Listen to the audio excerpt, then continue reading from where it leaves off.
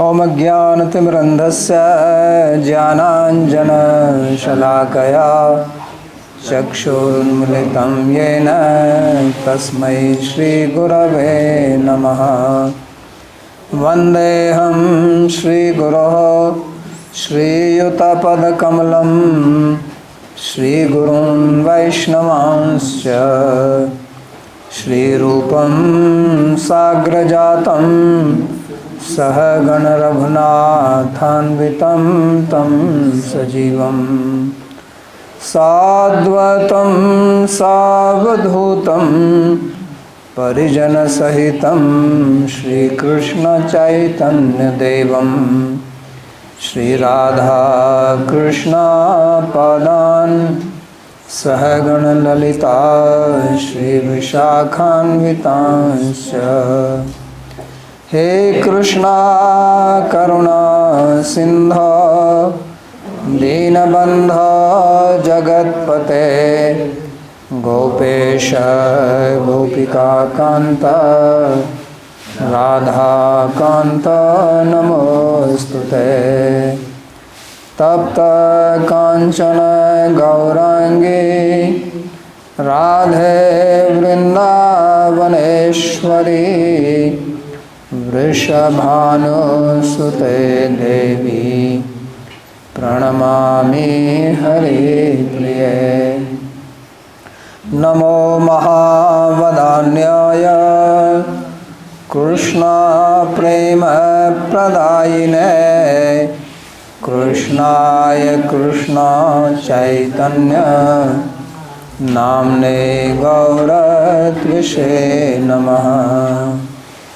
पंचतत्वात्मकं कृष्णं भक्तरूपस्वरूपकं भक्तावतारं भक्ताख्यं नमामि भक्तशक्तिकम्। श्री कृष्ण चैतन्य प्रभु नित्यानंदा श्री अद्वैत गदाधर श्रीवासदि गौरभक्तवृंदा। हरे कृष्णा कृष्णा कृष्णा हरे हरे हरे राम राम राम हरे हरे। जन्माद्यस्य तोऽन्वयादितरतश्चार्थसुभिज्ञस्वराट् तेने ब्रह्महृदायादिकवये मुह्यन्ति यत्सूरयः।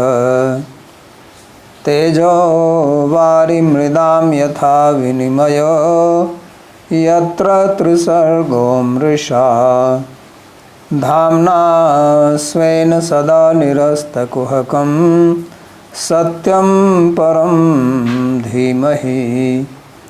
नारायणं नमस्कृत्य नरं चैव नरोत्तमं देवीं सरस्वतीं व्यासं ततो जयमुदीरयेत्। स्वस्ति अस्तु विश्वस्य खलः प्रसीदतां ध्यायन्तु भूतानि शिवं मिथो धिया। मनश्च भद्रं भजतादधोक्षजे आवेश्यतां नो मतिरप्यहैतुकी।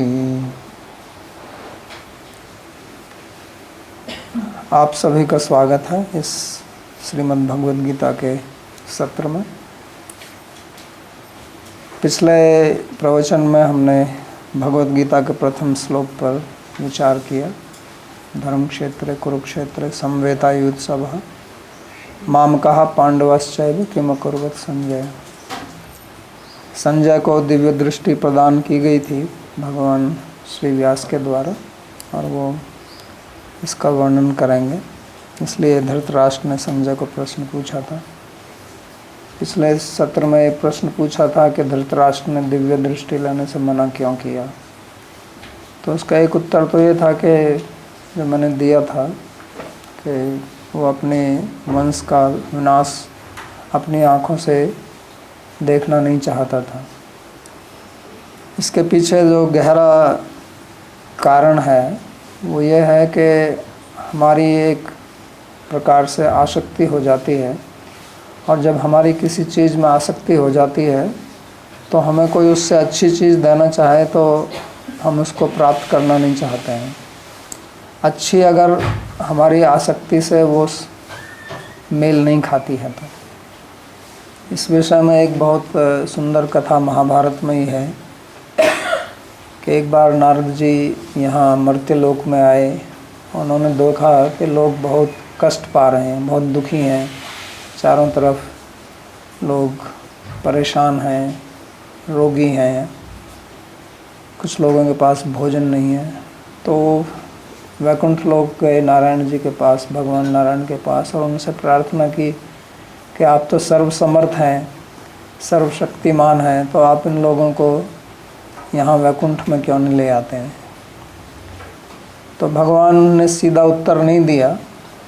उन्होंने कहा ठीक है, आप चले जाओ और जो कोई आना चाहता है उनको ले आओ। मैं आपको ये शक्ति देता हूँ, ये छूट देता हूँ कि जो भी वैकुंठ धाम आना चाहता है आपके साथ में वो आ जाए। तो नारद जी बहुत प्रसन्न हुए। उन्होंने सोचा कि सब लोग जो है वो वैकुंठ आ जाएंगे, वो जाके बोलेंगे तो सब आएंगे वैकुंठ में। वो आए और वो गांव-गांव जाके जो है अपना प्रचार करने लगे कि जिसको वैकुंठ आना मेरे साथ आओ, जिसको वैकुंठ आना मेरे साथ आओ। तो लोग घर से बाहर निकल के देखते थे कौन आ गया ये वैकुंठ बुला रहा, और अपने घर में चले जाते थे। फिर जो अपना काम कर रहे हैं खेती बाड़ी का, जो स्त्रियां खाना पकाने का, वो अपने काम में लग जाते। तो नारद ने सोचा था कि जैसे ही मैं बोलूँगा सब मेरे पीछे भीड़ इकट्ठी हो जाएगी, जैसे वो बैग पाइपर के पीछे चूहे आ गए थे। लेकिन वहाँ तो कोई भी नहीं आया उनके साथ में। तो उनको ये बड़ा आश्चर्य हुआ, क्योंकि ऐसी उनको आशा नहीं थी। जब हम किसी चीज़ की आशा करते हैं और आशा के अनुरूप हमको फल नहीं होता है तो हमको आश्चर्य होता है, दुख भी होता है। तो उनको अतीव आश्चर्य हुआ इस बात का कि कोई भी नहीं आया। तो फिर वो घर घर जाकर जो है लोगों को बताने लगे कि आप यहाँ क्यों कष्ट उठा रहे हो, बेकार में सुबह शाम तक मेहनत करते हो, चलो वैकुंठ चलो, वहाँ सब बढ़िया है, कोई आपको मेहनत नहीं करनी पड़ेगी। तो उसमें भी लोग सहमत नहीं हुए। वो उनको मनाने के प्रयास कर रहे थे लेकिन कोई माना नहीं। तो अंत में एक व्यक्ति को बहुत उन्होंने जोर देकर समझाया कि तुम क्यों मर रहे हो यहाँ पर। तो वो आदमी तैयार हो गया, एक व्यक्ति। तो उसने कहा ठीक है मैं चलता हूँ, लेकिन मेरी एक शर्त है कि मेरी एक इच्छा है कि मेरा एक पुत्र हो जाता। मैं तो अभी युवा हूँ तो मैं तब चलता। तो उसने कहा, नारद जी ने कहा चलो। अब वो बेचारा नारद जी वापस वैकुंठ खाली हाथ नहीं जाना चाहते थे, क्योंकि वहाँ गए तो भगवान हंसेंगे कि तुम एक व्यक्ति भी नहीं लाए। आप तो कह रहे थे कि पूरा संसार को यहीं ले आएंगे। तो इसलिए वो बेचारे अपने घूमे, कुछ समय बाद आए, उसके पुत्र हो गया था तब तक। तो उन्होंने कहा चलो अब तो आपको पुत्र हो गया, अब चलिए मेरे साथ। तो उन्होंने कहा अभी तो हुआ है, इसको थोड़ा बड़ा हो जाने दो, मैं इसको थोड़ा खेलते हुए देखूं इसके साथ में, तब चलूँगा। तो उन्होंने कहा ठीक है। फिर वो पुत्र बड़ा हुआ, 4-5 वर्ष बाद वो आगे कहते हैं अब तुम्हारा पुत्र बड़ा भी हो गया, खेल भी लिया आपने, उसका भी आनंद ले लिया, अब चलो मेरे साथ। तो उन्होंने कहा मैं सोच रहा हूँ कि अब इसको छोटे को छोड़ के कैसे जाऊँगा, इसकी शादी हो जाती, बाद में इसकी शादी कौन करेगा। भारत में बड़ी चिंता रहती है ना बच्चे की शादी, माँ बाप अपना एक बहुत बड़ा उत्तरदायित्व मानते हैं। विदेश में तो ऐसा कुछ है नहीं, जिसको जहाँ मर्जी करना है अपने करे। लेकिन भारत में हमारे हिंदू संस्कृति में माँ बाप का एक बहुत बड़ा उत्तरदायित्व होता है अपने संतान की शादी करना। उसके बाद वो अपने को थोड़ा निश्चिंत मानते हैं। तो उसने कहा ठीक है। तो लड़का बड़ा हो गया, उसकी शादी भी हो गई। तब वो आया कि चलो अब तो शादी हो गई। तो उन्होंने कहा ऐसा है कि अगर मैं अपने पौत्र का मुख देख लेता एक बार, फिर मैं चलता। तो फिर वो चला गया, फिर आया, अब उसका पौत्र भी हो गया। तो भी वो चलने के लिए तैयार नहीं हुआ। कहता है ये छोटा सा है, इसको थोड़ा बड़ा आनंद आता है इसको खेलने में, मेरी गोदी में बैठ के खेलता रहता है, तो इसको छोड़ के कहाँ जाऊँगा। फिर ये सोचेगा मेरा दादा कहाँ चला गया, इसको कष्ट होगा। तो नारद जी बहुत घूमे इधर उधर, फिर आए। तब तक वो बूढ़ा आदमी बूढ़ा हो चुका था, उसके पौत्र की भी शादी हो चुकी थी। तो उन्होंने कहा अब तो चलो। कहता है अरे पौत्र का भी एक बच्चा हो जाए तो फिर मैं चलूँ। तो नारद जी फिर आए, जब अगली बार तक आए तो तब तक वो मर गया था। तो उसके पास में एक ही व्यक्ति था जो जाने के लिए तैयार हुआ था, वो भी मर गया। तो नारद जी ने अपनी योग दृष्टि से पता लगाया कि ये गया कहाँ, मरने के बाद में जन्म तो कहीं हुआ होगा ना। तो अपनी योग दृष्टि से उन्होंने पता लगाया, तो उसके घर के सामने जो नाली थी उसमें कीड़ा बना हुआ था, नाली के अंदर। तो उसने वो कीड़े को ढूंढा, नारद जी ने उसको वहाँ से निकाला और फिर कीड़े से बात की, क्योंकि नारद जी सब भाषाओं जानते हैं। तो उससे कहा भैया अब तो चलो, अब क्यों यहाँ नाली में पड़े हुए हो तुम। तो कहता नहीं ये मेरा घर है, यहीं तो मैं रहता था, यहीं मैं, ये परिवार वाले हैं, कभी कभी इनको देख लेता हूँ तो मैं बड़ा प्रसन्न होता हूँ इनको देखकर।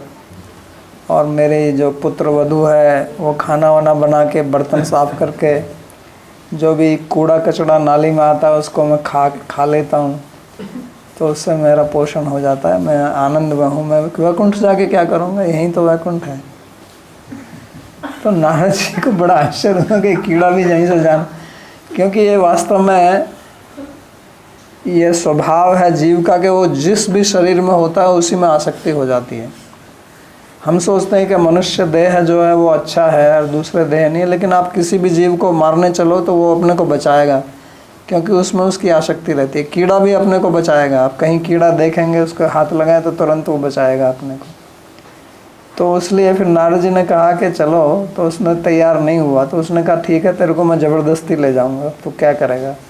तो नारद जी वो कीड़ा लेकर वैकुंठ गए।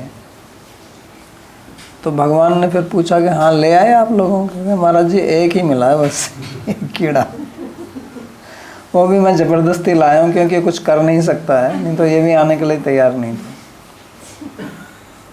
तो इसलिए मैं ये कहानी इसलिए सुना रहा हूँ कि जो उन्होंने कहा था धृतराष्ट्र में कि मुझे जो है दिव्य दृष्टि नहीं चाहिए, उसका यही है कि आदमी अज्ञान, अंधा होने का मतलब होना है अज्ञान में रहना, कि हमको अज्ञान में रहने की आदत हो जाती है। जैसे बहुत लोग हैं जिनको कुछ भी ज्ञान नहीं है आत्मा, परमात्मा, भगवान, धर्म के संबंध में, उनको आप कभी ज्ञान देने जाओ तो कहते हैं ये क्या बकवास करता है, छोड़ो, मैं तो खुश हूँ यहाँ पे, मैं जाता हूँ अपना काम करता हूँ, बाहर चला जाता हूँ, पार्टी जाता हूँ, ये क्या तुम भगवान की बात करते हो। तो उनको आप, वही तो दिव्य दृष्टि और क्या है। दिव्य दृष्टि तो यही है ना। हम भगवत गीता की कथा कर रहे हैं, कितने लोग सुनने के लिए आते हैं। हमने हजारों लोगों को निमंत्रण भेजा कि आइए सुनिए भगवत गीता, हमारा ये धार्मिक ग्रंथ है, तो 100 लोग मुश्किल से आते हैं सुनने के लिए। क्यों? क्योंकि जो वो कर रहे हैं उसी में वो रचे पचे हुए हैं, उसी में उनकी आसक्ति है, वही उनको अच्छा लगता है। ये दिव्य दृष्टि है। ये सब लोग धृतराष्ट्र हैं। उनमें से आप कुछ लोग हैं जो धृतराष्ट्र नहीं हैं, जो आप दिव्य ज्ञान लेना चाहते हैं, आप संजय की तरह हैं। संजय ने कहा मेरे को दीजिए। बाकी जो लोग नहीं आ रहे हैं वो धृतराष्ट्र के समान ही हैं। वो नहीं चाहते कि हमको दिव्य दृष्टि मिले, हमको दिव्य ज्ञान मिले। दृष्टि का मतलब ज्ञान ही है। हमारे यहाँ फिलॉसफी को दर्शन ही बोलते हैं। वो दर्शन क्या है, हमको एक दृष्टि देता है। तो ये वास्तव में एक सत्य है कि लोग इसको नहीं चाहते हैं। उनको आप देना चाहें तो भी नहीं चाहेंगे, ज़बरदस्ती दें तो भी नहीं देना चाहेंगे, क्योंकि उनको आदत हो गई है कीड़े की तरह नाली में रहने की। क्योंकि भगवान के ज्ञान के बिना, भक्ति के बिना, इस आध्यात्मिक ज्ञान के बिना, इस सनातन धर्म के बिना जो जीवन जीते हैं लोग, वो वास्तव में कीड़े के समान ही है, उससे ज़्यादा कुछ नहीं है। वो नाली के कीड़े ही हैं। और ऊपर से वो लोग ऐसा और बोल रहे हैं कि इस धर्म का विनाश किया जाए, ये तो डेंगू है। तो वो कीड़ों के सरदार हैं। तो ये मैं कहना चाहता था। अभी हम दूसरे श्लोक का अध्ययन करेंगे। तो संजय ने जब धृतराष्ट्र का ये प्रश्न सुना तो वो फिर उत्तर देना आरंभ करते हैं। और ये पूरी भगवत गीता दूसरे श्लोक से अंतिम श्लोक तक जो है वो संजय के द्वारा फिर बोली गई धृतराष्ट्र को। वास्तव में तो संजय छोटा सा उत्तर दे सकता था, केवल कह सकता था कि क्या हुआ वहाँ पे, लड़ाई हुई। क्योंकि प्रश्न तो इतना ही था ना, धर्म क्षेत्र कुरुक्षेत्र समवेतायुत्सव माम का पांडवश्चैव किम अकुर्वत संजय, कि वहाँ क्या किया भाई मेरे पुत्रों ने और पांडु के पुत्रों ने युद्ध के क्षेत्र में जो एकत्रित हुए थे। कह देता कि क्या लड़ाई लड़ रहे हैं वहाँ पर, 10 दिन हो गए, 11वां दिन चल रहा है नहीं, क्योंकि 10 दिन की बात है नहीं। तो भीष्म पितामह गिर चुके हैं, वो सब हो चुका था, वास्तव में सब बता ही दिया था। तो इसमें और क्या कहना है। लेकिन ऐसा नहीं है, वो धृतराष्ट्र को भी गीता सुनाना चाहते थे। संजय है ना, क्योंकि जिनके पास में ज्ञान होता है उनकी बड़ी उत्कट इच्छा रहती है कि दूसरों को भी ये मिले।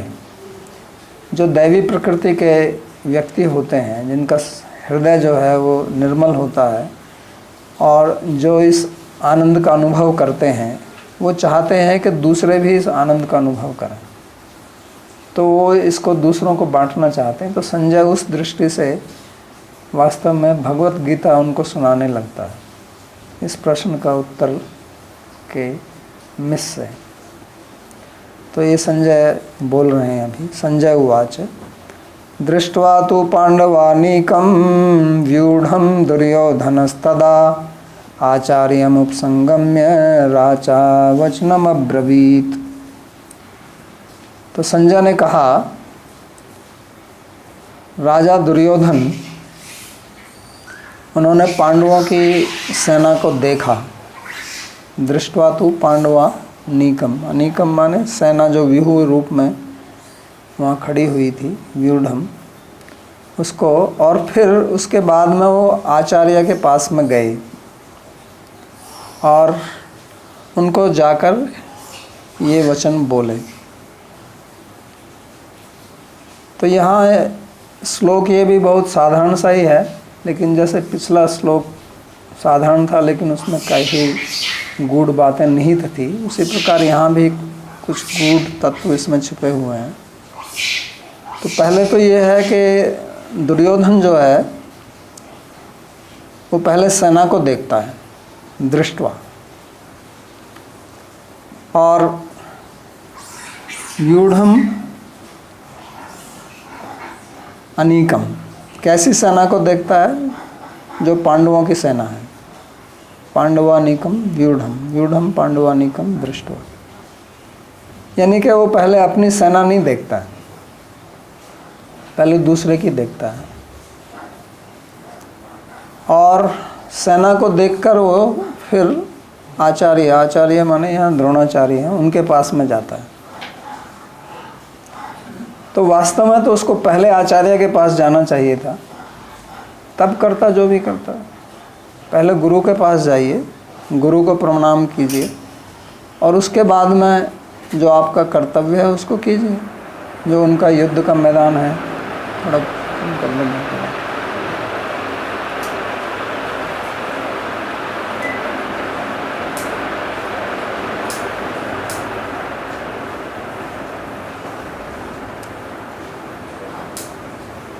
तो ये एक सदाचार है कि आप पहले गुरु का दर्शन करें, गुरु को प्रणाम करें, उनसे आज्ञा लें और तब अपना कार्य करें।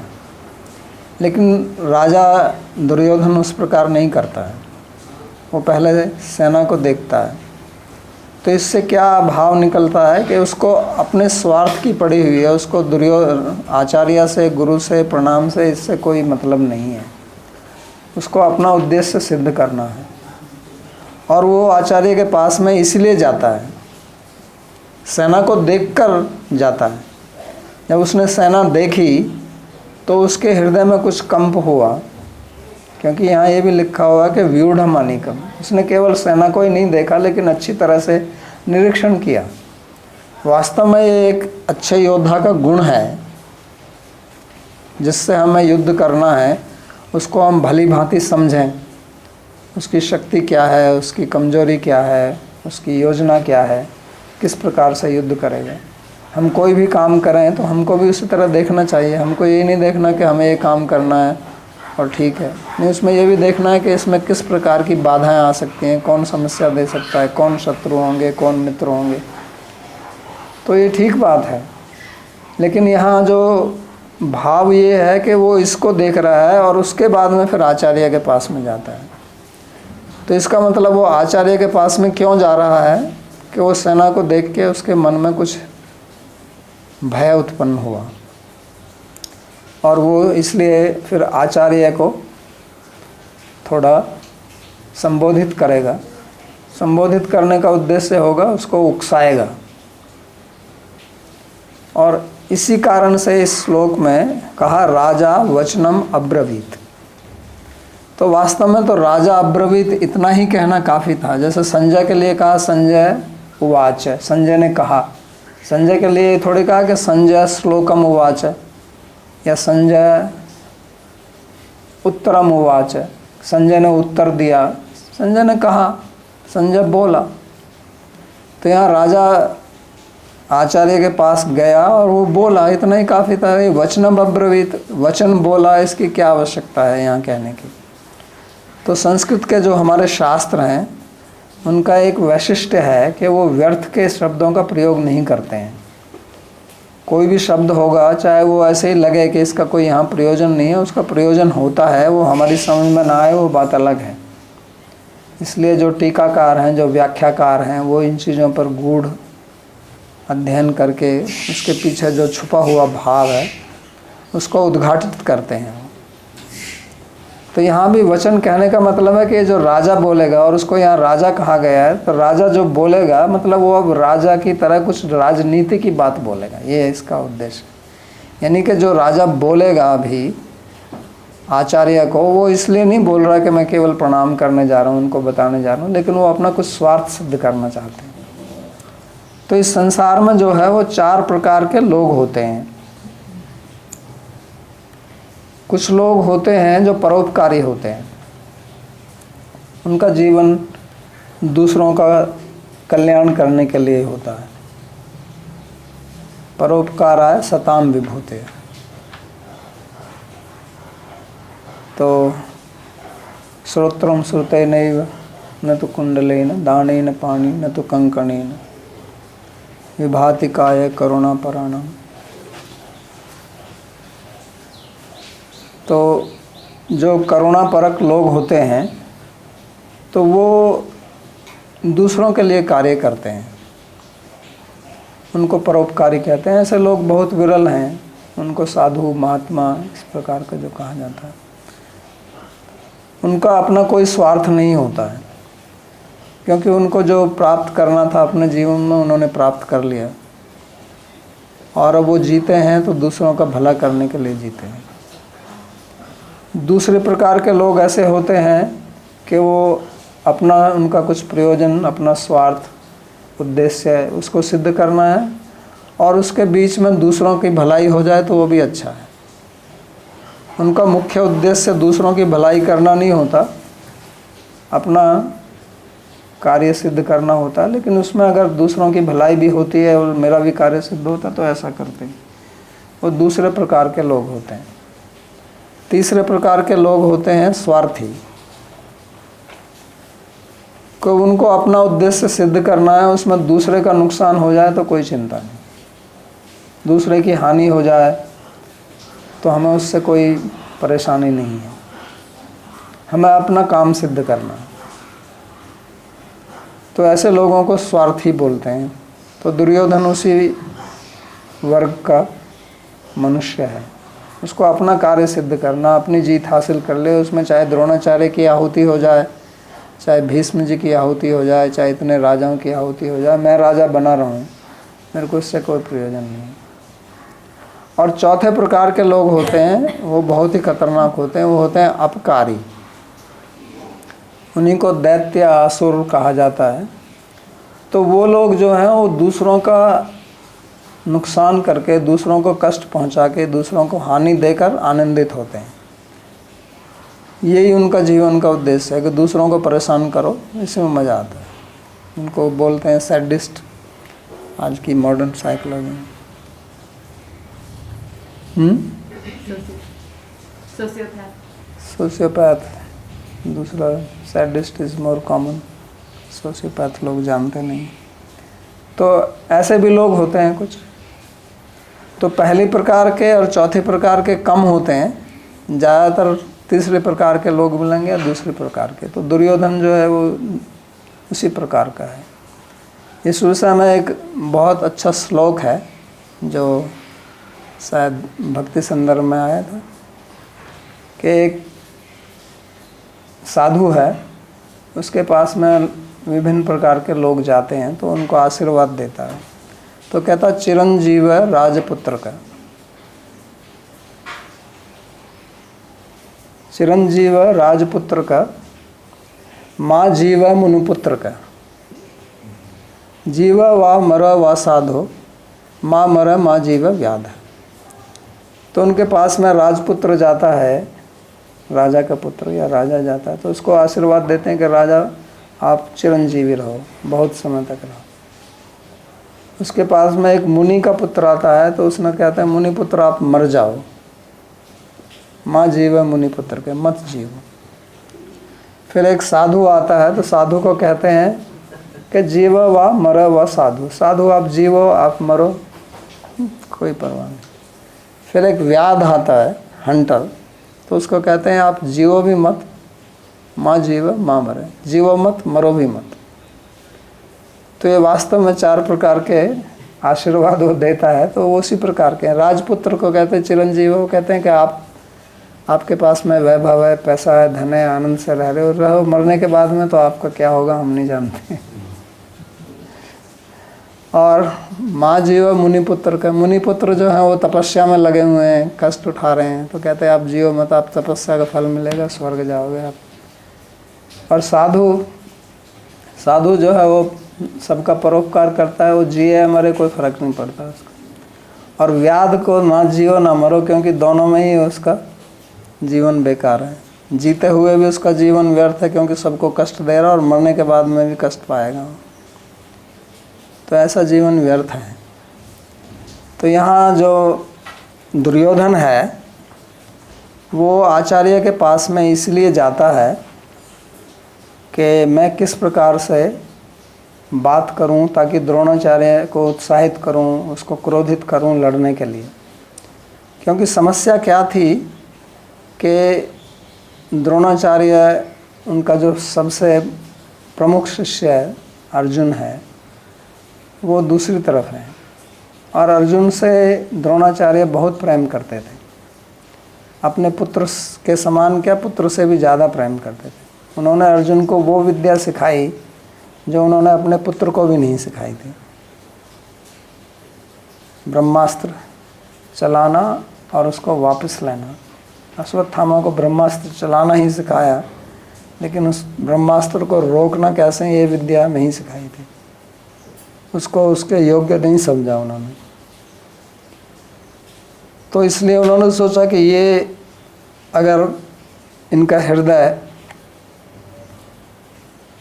क्रोधित नहीं हुआ और उनमें अपने शिष्यों के प्रति, शिष्य तो दोनों ही तरफ हैं, दुर्योधन भी शिष्य है वो भी, लेकिन पांडवों में उनकी विशेष प्रीति थी क्योंकि वो सदाचारी थे। तो इसलिए उसको थोड़ा उकसाना चाहता है, भड़काना चाहता है। तो इसी प्रकार की नीति लोग करते हैं, आपके आके प्रशंसा करेंगे और ताकि आप अपना काम निकाल सकें। लोग प्रशंसा भी अनेक प्रकार से करते हैं। एक प्रशंसा होती है यथार्थ की प्रशंसा, जैसा है वैसा ही कहना, वो बहुत कम होती है। प्राय करके लोग जब प्रशंसा करते हैं तो वो यथार्थ नहीं होती है। सो अप्रियस्य पथ्यस्य श्रोता वक्ता च दुर्लभ। तो बहुत दुर्लभ है इस प्रकार के वक्ता जो सही बात बताएंगे, और ऐसी दुर्लभ हैं जो वास्तव में सुन भी सकें। तो यथार्थ प्रशंसा करने वाले बहुत कम हैं। दूसरे प्रकार के लोग वो हैं जो मिथ्या प्रशंसा करते हैं, झूठ बोलते हैं, झूठी प्रशंसा। ऐसी प्रशंसा आजकल मैंने बहुत जगह देखी है। जब कहीं पर सभा होती है तो स्टेज पर जो लोग बैठे रहते हैं वो एक दूसरे की प्रशंसा करते हैं, बहुत बढ़ा चढ़ा कर बोलते हैं ना ऐसे। उसमें थोड़ा सत्य तो होता ही है, ऐसा नहीं है कि नहीं होता है, नहीं तो वो व्यक्ति स्टेज पर ही क्यों बैठेगा। उसमें कुछ तो गुण है तभी तो स्टेज पर बैठा हुआ। लेकिन उसको इतना बढ़ा कर बोलेंगे, बढ़ाना और चढ़ाना, चढ़ाना माने ऊपर उठाना, बढ़ाना माने थोड़ा एक्सटेंड कर देना। तो ये इस प्रकार की प्रशंसा बहुत होती है, देखने में आती है, खास तौर से राजनीति फील्ड में। और तीसरे प्रकार की प्रशंसा उसको संस्कृत में बोलते हैं, तो ये थी यथार्थ प्रशंसा और अत्युक्ति प्रशंसा, और फिर होती है व्याज स्तुति। व्याज स्तुति मतलब मिथ्या प्रशंसा। उसमें प्रशंसा की जाती है वास्तव में निंदा करने के लिए। कोई है बहुत कमज़ोर आदमी और उसको कहो कि अरे आप तो इतने पहलवान हैं और आपको देख के डर लगता है हमको, तो वहाँ वो सब लोग समझते हैं कि ये वास्तव में प्रशंसा नहीं है, इसकी निंदा हो रही है। कोई पढ़ने में ठीक नहीं है, उसको कहो कि आप तो बहुत विद्वान व्यक्ति हो। तो इसमें कहने वाला और सुनने वाला दोनों ही जानते हैं इस बात को कि वास्तविकता नहीं है इसमें। और चौथी प्रकार की प्रशंसा वो होती है जो स्वार्थवश की जाती है, कुछ कार्य सिद्धि करने के लिए, जिसको अंग्रेजी में फ्लैटरी बोलते हैं, चापलूसी करना। तो दुर्योधन यही करने वाला है। ये प्रशंसा की जाती है कि इस व्यक्ति से हमें कुछ काम निकालना है, और काम निकालना है तो इसकी थोड़ी प्रशंसा करनी पड़ेगी। साधु लोग आजकल जाते हैं किसी व्यापारी बिजनेसमैन के पास में, किसी अमीर के पास में, तो उसकी जाके प्रशंसा करते हैं। किससे प्रशंसा में उनका कोई उद्देश्य है नहीं। वो प्रशंसा इसलिए कर रहे हैं कि इसकी थोड़ी प्रशंसा करेंगे, खुश हो जाएगा तो हमें थोड़ा दान देगा। तो दान देने के लिए हमेशा ये रीति रही है कि जिससे दान लिया जाए उसकी प्रशंसा करो। पहले ब्राह्मण लोग हैं, राजाओं की बहुत प्रशंसा करते थे, प्रशंसा में उनकी स्तुति लिखते थे, स्तोत्र लिखते थे, पुस्तक ही लिख देते थे प्रशंसा में, क्योंकि राजा का आश्रय चाहिए। तो ये दुर्योधन जो है इसी प्रकार से यहाँ प्रशंसा करेगा, और इसलिए उनके पास में गया। यहाँ ज़्यादा कुछ बताया नहीं है, लेकिन उद्देश्य यही है कि उसके पास में क्यों जा रहा है, क्योंकि वास्तव में उनकी सेना का सेनापति तो भीष्म है। तो जाना तो भीष्म के साथ पास चाहिए उनको, लेकिन उनको पता है कि भीष्म तो दादा हैं, वो तो अपने घर के ही आदमी हैं, और भीष्म जो है वो झड़क भी देते थे दुर्योधन को। तो इसलिए उनके पास में वो नहीं गया। लेकिन उन्होंने कहा कि द्रोणाचार्य, दूसरा ये है कि द्रोणाचार्य गुरु हैं, आचार्य हैं, ब्राह्मण हैं। तो द्रोणाचार्य के मन में ये भी हो सकती है कि भाई सेनापति मेरे को क्यों नहीं बनाया, क्योंकि भौतिक जगत में ये भी बहुत एक स्पर्धा रहती है ना पद के लिए, कि मेरे को ये पद क्यों नहीं दिया, इसको क्यों दे दिया, भीष्म को क्यों दिया। क्योंकि भीष्म तो क्षत्रिय हैं और ये ब्राह्मण हैं और माने हुए योद्धा हैं द्रोणाचार्य, और कौरव और पांडव दोनों के गुरु हैं। तो वास्तव में तो इनको बनाना चाहिए था, और उसके लिए भीष्म जो है वो भी कोई विरोध नहीं करते, क्योंकि वो भी आदर करते हैं द्रोणाचार्य का। तो इसलिए भी उनके पास में जा रहे हैं कि उनके मन में अगर इस प्रकार की कोई खटास हो तो उसको मैं निकाल लूँ। तो ये है कहने का मतलब। इसलिए यहाँ पर केवल दुर्योधन कहने के बाद में फिर कहा राजा वचनम अब्रवीत। दुर्योधन और राजा अलग अलग शब्दों का प्रयोग किया गया है कि दुर्योधन ने तो सेना को देखा, और जो गया आचार्य के पास में वो दुर्योधन नहीं गया, वो राजा गया। तो राजा कहने का मतलब यहाँ है कि वो डिप्लोमेसी करेगा, राजनीति करेगा, तो इसलिए उसको वो भड़काएगा। एक कहानी आती है महाभारत में, एक राक्षस था, उसका नाम था विद्युन्माली।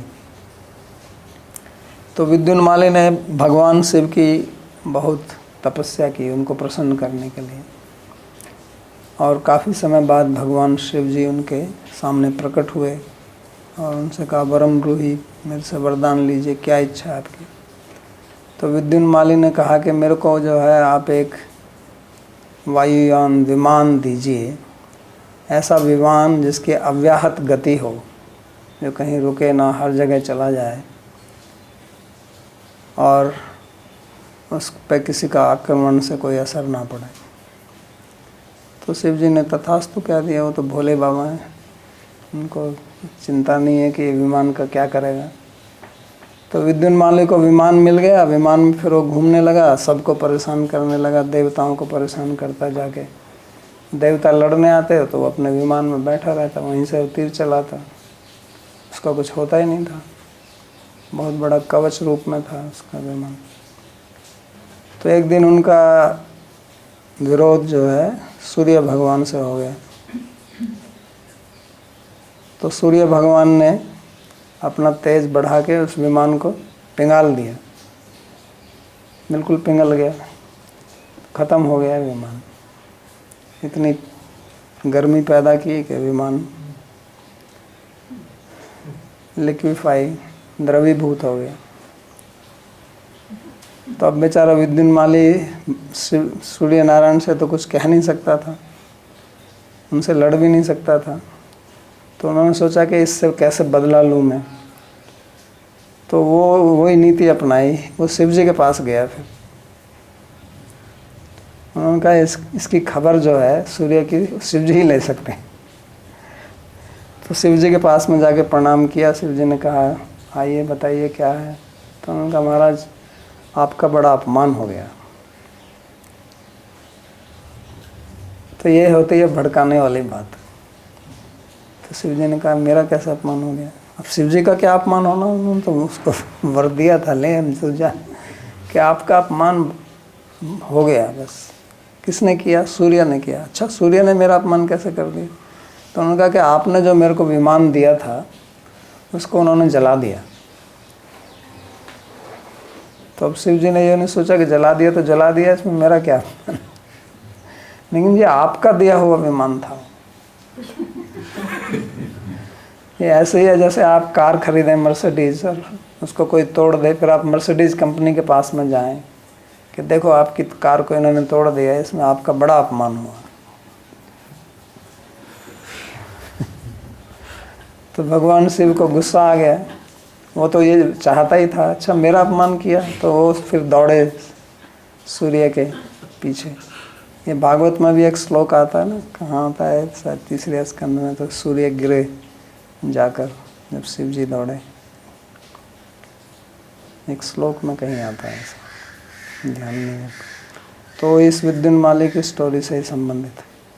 तो कहने का मतलब है कि ये स्वार्थी लोग इस प्रकार की क्रिया करते हैं। तो मैं क्यों ये बता रहा हूँ? क्योंकि हमारी जो एक गीता का जो हमने इस व्याख्यान माला का जो नाम रखा है वो है गीता और हमारा जीवन। तो मैं इसलिए एक प्रायोगिक रूप से इनको समझा रहा हूँ कि ये सब हमारे जीवन में होता है। इस प्रकार से लोग हमको उकसाते हैं, भड़काते हैं, और हम भड़क जाते हैं और हम मरने मारने के लिए तैयार हो जाते हैं, लड़ाई कर देते हैं। चाहे आपकी पत्नी क्यों ना भड़काती हो आपको, आपका पति भड़काता हो, पत्नियां भी भड़काती हैं कभी कभी। उनकी किसी से कुछ खुन्नस हो जाए, लड़ाई हो जाए तो पति को चढ़ा देंगी। पति जो अपनी माँ से ही लड़ाई लड़ेगा, इसी प्रकार से तो सास बहू की लड़ाई होती है ना। पत्नी जो है पति को, इंडिया में ख़ास तौर से, हमारे भारत में, लेकिन ये प्रॉब्लम तो सब जगह ही है ना, सास बहू की लड़ाई।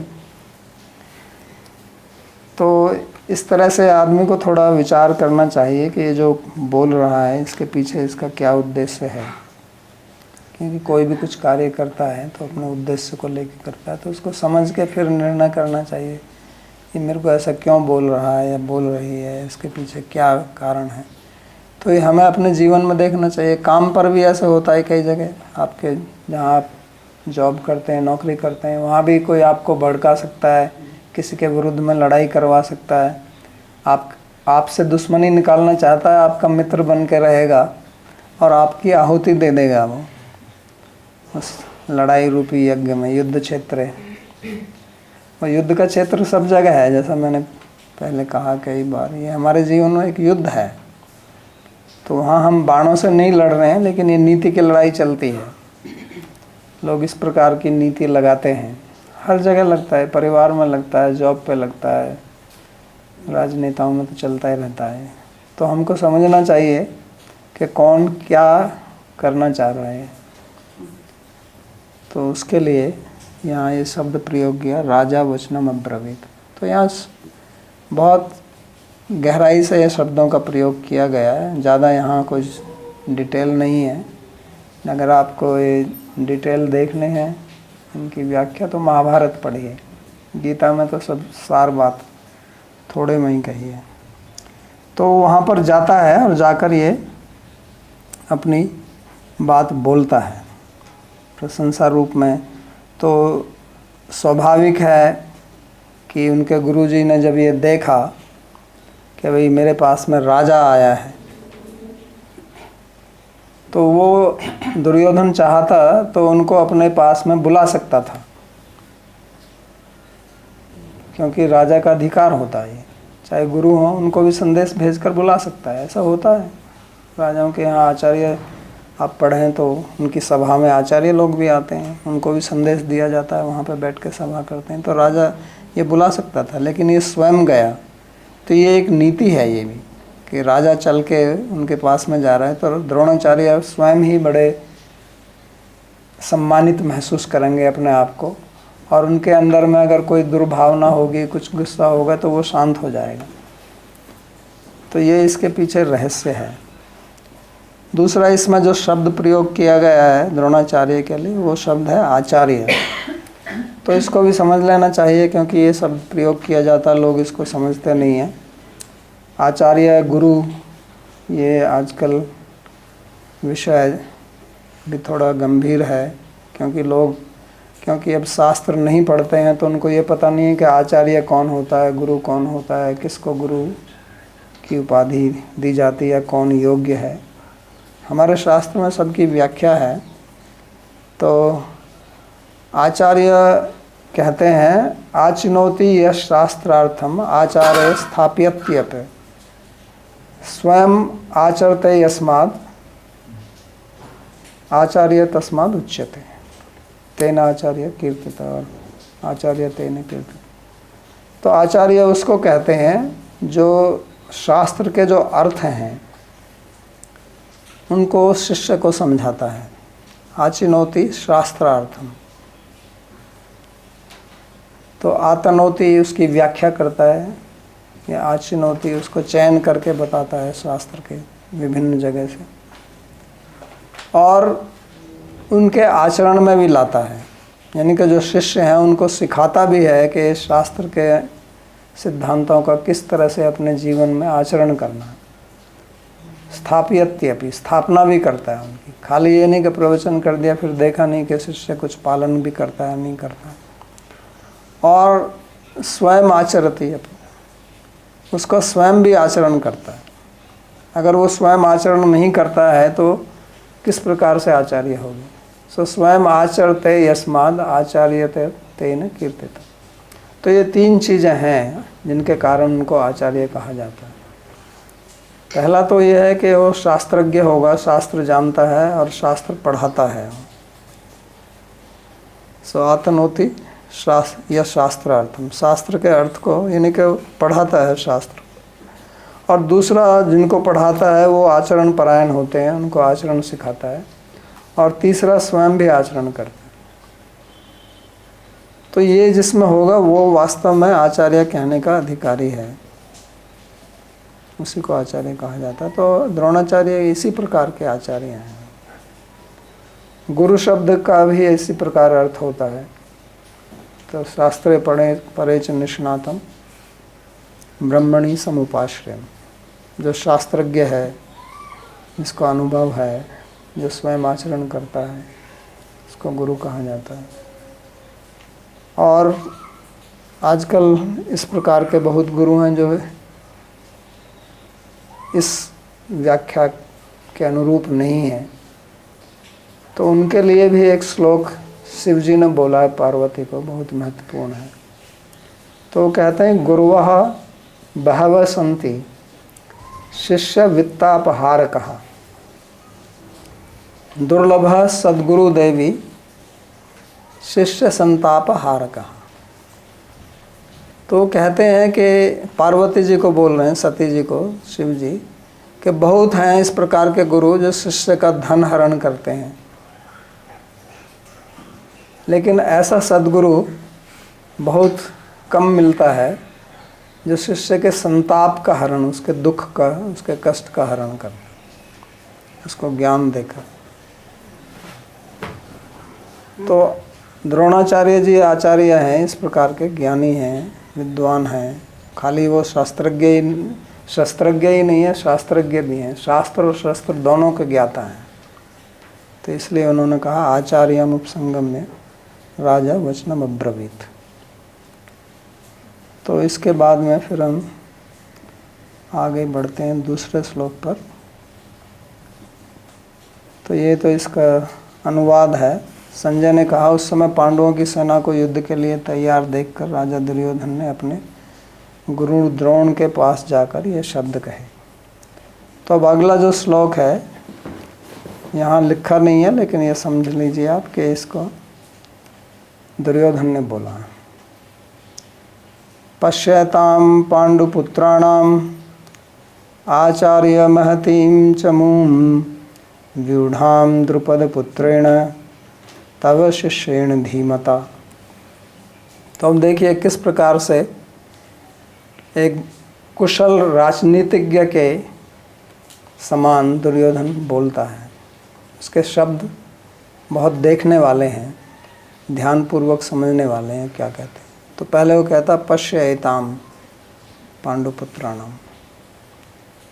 तो वास्तव में पश्येताम पांडुपुत्राणाम आचार्य, आचार्य शब्द का बाद में प्रयोग करता है। कहना तो ये चाहिए था हे आचार्य इस पांडुपुत्रों की सेना को देखिए, लेकिन वो कहता देखिए पांडुपुत्रों की सेना को ओ आचार्य।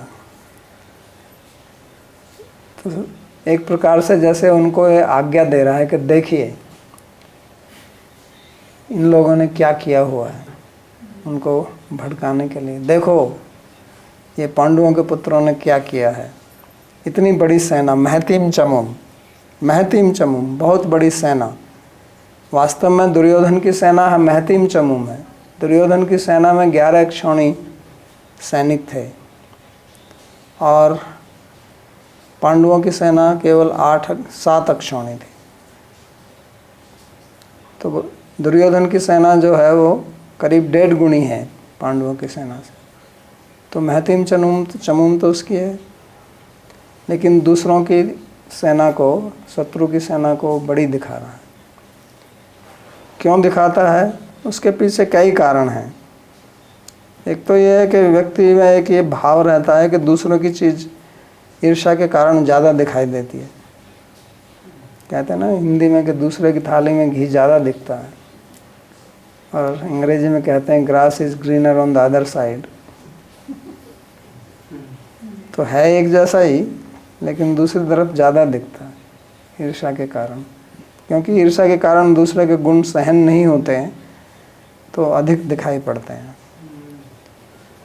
दूसरा ये कारण है कि ये जो पांडुपुत्र इन्होंने कहा यहाँ पर कि ये पांडुपुत्र जो हैं ये, इनकी तो मैंने संपत्ति को हड़पा हुआ है, तो ये अपना जी जान लगा कर लड़ेंगे, क्योंकि इनको अपना राज्य वापस लेना है। लेकिन हमारे तरफ जो योद्धा हैं वो उतना जी जान लगा के नहीं लड़ेंगे, क्योंकि उनका क्या जाता है भाई, जब आपकी जान आपत में आई हुई है तो आप तो पूरे दम से लड़ेंगे, और दूसरी तरफ का क्या जाता है। ये तो दुर्योधन है वो जो लड़ना चाहता, बाकी तो भीष्म का, द्रोणाचार्य का, कृपाचार्य का, इनका क्या प्रयोजन है युद्ध से। जो इनके बड़े बड़े महारथी हैं, भीष्म हैं, वो कोई युद्ध के पक्ष में थोड़े ही हैं। द्रोणाचार्य कोई युद्ध के पक्ष में, वो तो मजबूरी के कारण लड़ने आए हैं। तो एक तो आदमी अपने हृदय से कोई काम करता है और एक दूसरा ये है कि जो दूसरे के दबाव में आके काम करता है। तो जो व्यक्ति दबाव में आकर काम करता है वो अपनी पूरी शक्ति से नहीं करेगा ना। यही तो अंतर है वैदिक भक्ति में और रागानुगा भक्ति में। रागानुगा मतलब उसका अपनी रुचि है, और वैदिक इसलिए कर रहा है कि नियम है, नहीं करूँगा तो मेरा कल्याण नहीं होगा, मेरे को कष्ट उठाना पड़ेगा। एक प्रकार का दबाव ही है वो भी। तो ये जो भीष्म और द्रोण हैं, ये तो एक प्रकार से वैदिक लड़ाई लड़ रहे हैं, वैदिक भक्ति की तरफ, क्योंकि वो उनका नमक खाया है, कहते हैं ना हिंदी में, साहब आपका नमक खाया है हमने, तो इसलिए वो लड़ रहे हैं। लेकिन पांडवों का तो ऐसा नहीं है, वो तो अपना सब कुछ जान लगा के लड़ेंगे, क्योंकि उनके पास कुछ है ही नहीं। उनको क्या कुछ लॉस तो उनका होने वाला नहीं। तो इसलिए उनकी छोटी सेना भी बड़ी है और हमारी बड़ी भी छोटी है। दूसरा कारण ये है कि चाहे भीष्म है चाहे द्रोण है, उन सबके हृदय में पांडवों के प्रति प्रेम है, दुर्योधन के प्रति उस प्रकार प्रीति नहीं है। दुर्योधन उनका राजा है, लेकिन उनकी प्रीति जो है वो दूसरी तरफ है। तो एक तो वो लड़ना नहीं चाहते, दूसरा लड़ उनके साथ में रहे हैं जिनको प्रेम करते हैं, तो इसलिए भी अपना पूरा दम लगा के वो नहीं लड़ेंगे। इसलिए बीच बीच में दुर्योधन जाके उकसाता था भीष्म को। तभी तो भीष्म ने प्रण किया था ना कि मैं या तो कृष्ण का अस्त्र उठवा दूंगा या पांडवों को मार दूंगा, या तो कृष्ण को अस्त्र उठाना पड़ेगा, नहीं तो मैं पांडवों को समाप्त कर दूंगा। तो भगवान कृष्ण को अपनी प्रतिज्ञा तोड़नी पड़ी। तो ऐसा क्यों हुआ? क्योंकि दुर्योधन ने जाके उकसाया उसको, भीष्म को। तो ये राजा समझता है इस बात को। दुर्योधन ऐसा नहीं है कि मूर्ख व्यक्ति था, वो समझता है इस बात को। तो इसलिए वो बोलता है पश्य है। अब ये नहीं है कि द्रोणाचार्य क्या, जैसे दुर्योधन देख रहा है उनकी सेना को, क्या द्रोणाचार्य की आंख नहीं है देखने के लिए? उसको कहने का क्या प्रयोजन है कि देखो देखो? वो क्या कहीं दूसरी तरफ देख रहा है क्या? यहाँ देखने का मतलब देखने से नहीं है। पश्य का मतलब देखो वो नहीं है। यहाँ पे पश्य का मतलब है कि समझो ये लोग क्या हैं, आप इनको हल्के से मत लो, क्योंकि आप अगर इनको हल्के से लोगे तो हमारी मुसीबत खड़ी हो जाएगी। अगर अग्नि, रोग, ऋण, शत्रु इनको कोई हल्के से लेता है तो उसकी मृत्यु ही होगी। अगर कहीं पर अग्नि लग जाए और उस छोटी सी हो चाहे वो चिंगारी, अगर आप उसको ना बुझाएं तो बढ़ती चली जाएगी। इसी प्रकार रोग है, शत्रु है, ऋण है, ऋण भी बढ़ता चला जाएगा अगर आप उसको चुकाएंगे नहीं तो इसलिए इनको कभी भी इनकी उपेक्षा नहीं करनी चाहिए। तो शत्रु को कभी छोटा नहीं समझना चाहिए, इस छोड़ के कि इनकी तो कम है। तो इसलिए भी वो बोल रहा है कि महतिम चमुम, कि ये मत सोचना कि इनकी 7 अक्षौणी है, हमारी 11 है, ये हमारा क्या बिगाड़ लेंगे। कई बार लोग ऐसे सोचते हैं ना, जो शक्तिशाली व्यक्ति होता है वो सोचता है ये मेरा क्या बिगाड़ेगा। लेकिन कभी एक कांटा भी आपके पैर में लग जाए तो परेशान कर देता है ना। एक मच्छर काट ले आपको, डेंगू हो जाए, तो छोटा सा मच्छर कितनी परेशानी कर देता है इतने बड़े शरीर पर। उसके ना हाथ ना पैर, फिर भी परेशान करता है ना। तो इसलिए इस कहने का मतलब यही है कि महतीम चमुम। और व्यूढ़ाम द्रुपद पुत्रेण, और ये द्रुपद पुत्र है क्योंकि दूसरी तरफ जो उनका सेनापति है वो धृष्टद्युम्न है और वो द्रुपद का पुत्र है। तो धृष्टद्युम्न ने कहना चाहिए था धृष्टद्युम्न, तब शिष्य ने कहता द्रुपद पुत्र ने। तो द्रुपद का नाम क्यों लाया? क्योंकि द्रुपद जो है वो द्रोणाचार्य का शत्रु है। द्रोणाचार्य और द्रुपद मित्र थे आपस में, लेकिन बाद में उनकी शत्रुता हो गई। मित्र ही शत्रु बनते हैं, ये भी कहानी हमको ये बताती है। जो अगर आपका कोई मित्र है, देखें तो शायद काफ़ी संभावना है कि पहले वो आपका मित्र रहा हो। कोई अचानक शत्रु नहीं बन जाता, पहले मित्र बनेगा फिर शत्रु बनेगा। तो ये इसको याद दिलाने के लिए कि सामने जो सेना है, इसका जो सेनापति है वो आपके परम शत्रु द्रुपद का शिष्य है, पुत्र है, और आपका शिष्य है। और धीमता वो बुद्धिमान है। तो आपका शिष्य बुद्धिमान है, इसका क्या मतलब हुआ? कि आप महाबुद्धिमान हैं, यही ना? नहीं, यहाँ ये मतलब नहीं। ट्राई करके तो यही होगा। अगर कोई आपके आके आपके पुत्र की, पुत्री की, आपके शिष्य की प्रशंसा करे कि वो कितना महान है, तो उसमें आपकी प्रशंसा है। लेकिन यहाँ ऐसा नहीं है। क्यों? क्योंकि वो तो सामने खड़ा हुआ है।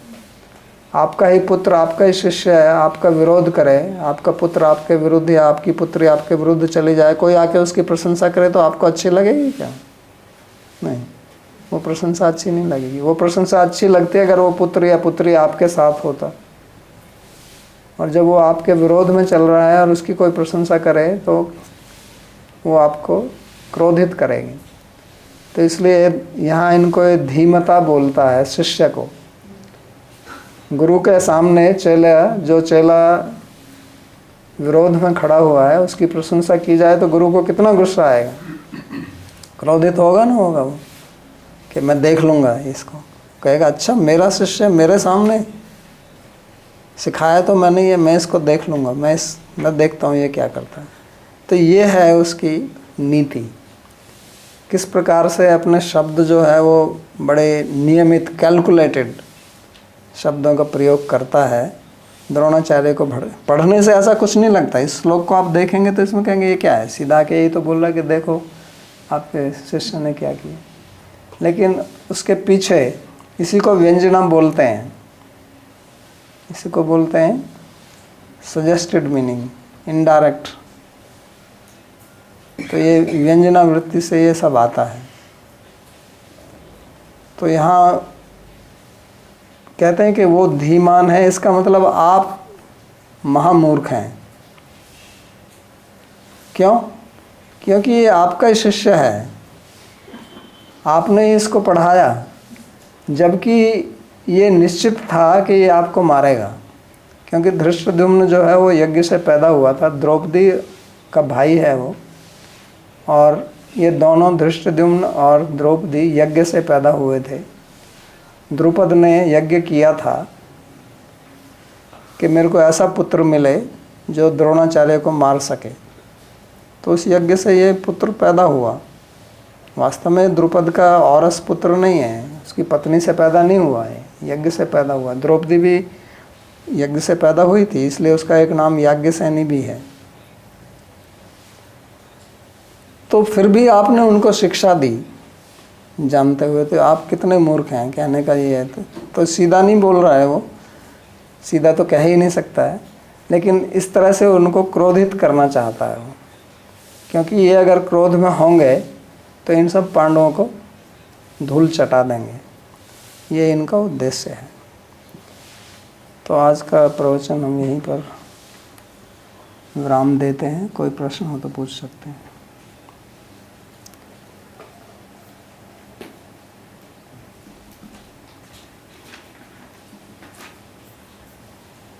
So we have Usha Soniji. You can stop that now. Yeah, I did. I used to see it, but on Zoom it's not visible. Okay.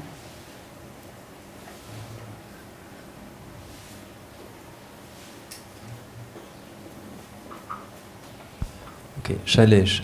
Pranam Babaji, what is the meaning of the word Drona, Dronacharya's name? Drona means a pot. It is just like you have lota pot. He was born in that. He is actually a test tube baby. Son of Bharadwaj. Usha Soniji. Yes.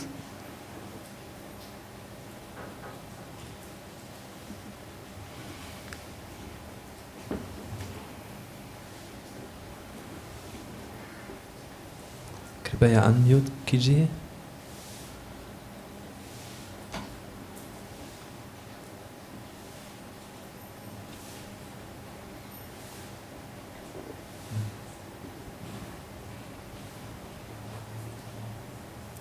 पूछिए क्या पूछना है।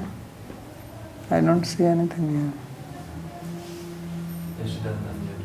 हम्म, She doesn't unmute. Okay. और किसी का कोई प्रश्न है? यस, धीरा ललित जी। बोलिए धीरे।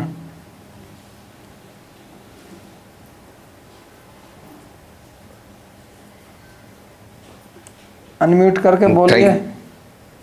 Thank you for the class. I just got a question. You know, there was so much importance given to Dronacharya being an acharya, being a learned person, not only in Shastra but also in Shastra. And then also, obviously, Bhishma Dev, who's actually one of the great Mahajans. Then, after all this knowledge and after all this experience, how is it that people can still end up on the wrong side and not have proper allegiance? How is it that the knowledge can become so covered? Yeah, this is exactly the story I told in the beginning of this Sri Narada Ji and going around telling people. This covering of knowledge is a very common phenomenon. That if I ask you that do you follow everything you know, then you will probably say no. So then Babaji, Hindi please. यार ये प्रश्न अंग्रेजी में पूछे हो तो मेरा अंग्रेजी का संस्कार उद्दीप्त हो गया। तो उनका प्रश्न पहले हिंदी में मैं बताता हूँ। हिंदी में आपको हिंदी में पूछना चाहिए था, धीरज जी आप तो हिंदी जानते हैं। उनका प्रश्न ये है कि द्रोणाचार्य, भीष्म ये महान योद्धा, ज्ञानी, शास्त्रज्ञ व्यक्ति हैं, तो फिर ये दुर्योधन की तरफ से क्यों युद्ध कर रहे हैं? ये प्रश्न बहुत महत्वपूर्ण प्रश्न है और कई बार पूछा गया है, पूछा भी जा चुका है, शायद इसका उत्तर भी मैं दे चुका हूँ।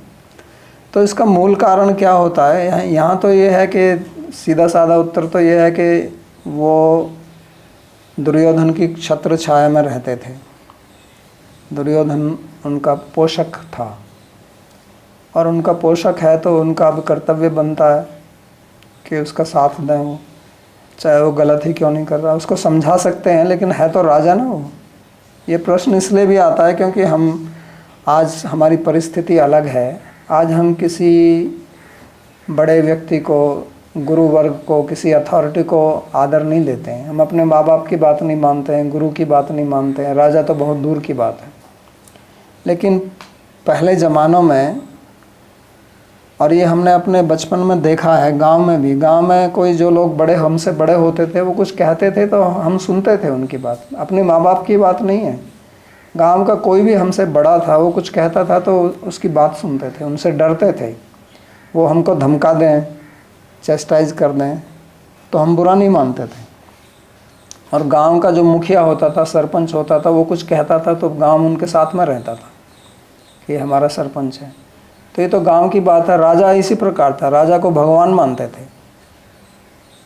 भगवान गीता में भी कहते हैं कि मनुष्य में मैं राजा हूँ, क्योंकि राजा दो प्रकार के होते हैं।